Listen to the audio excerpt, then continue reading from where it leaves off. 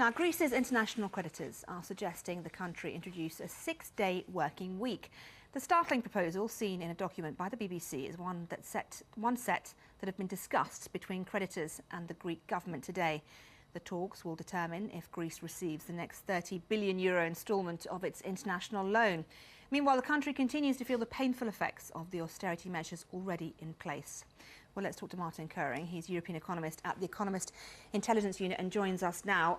How realistic are these types of ideas, like a 6-day working week in a country like Greece, where there's so much pressure on the government not to implement these tough austerity measures from the people?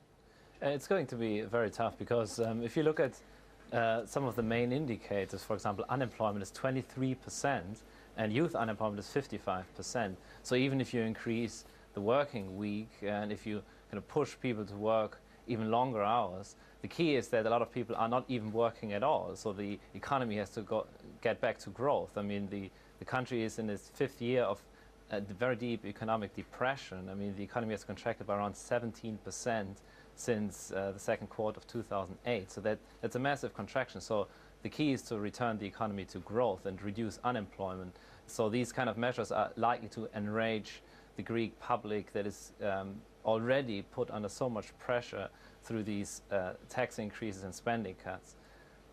How much pressure do you think there is on Greece from outside of within its own country to implement these measures, which, of course, as you mentioned, are difficult to handle?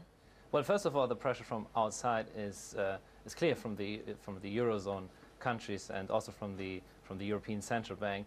And that's because Greece was supposed to implement spending cuts worth 11.6 billion euros already for 2013 and 14, and they haven't managed to implement them because there were 2 elections this year in May and June, and they haven't really had any opportunity really to pass these bills. And also the government is a very split and fragile government. It consists of a center-right party that's very much in favor of continuing austerity and 2 very skeptical left-wing parties that are not really in favor of continuing to reduce pensions and reduce public sector wages. So there's a lot of internal political risk within the Greek government as well.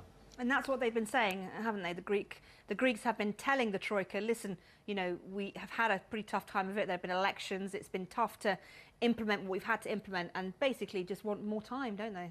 Yes, they want an extension of by 2 years for the fiscal targets. But that would cause additional costs, because if they extend the deadlines for their fiscal targets, they will need additional funding to roll over the debt that they have accumulated over the years. So a 2-year extension would cost another 20 billion or so of euros, and that's impossible for the country to raise by itself, because the country is basically excluded from interbank markets, so it cannot sell bonds to banks. So it would have to ask for a 3rd bailout.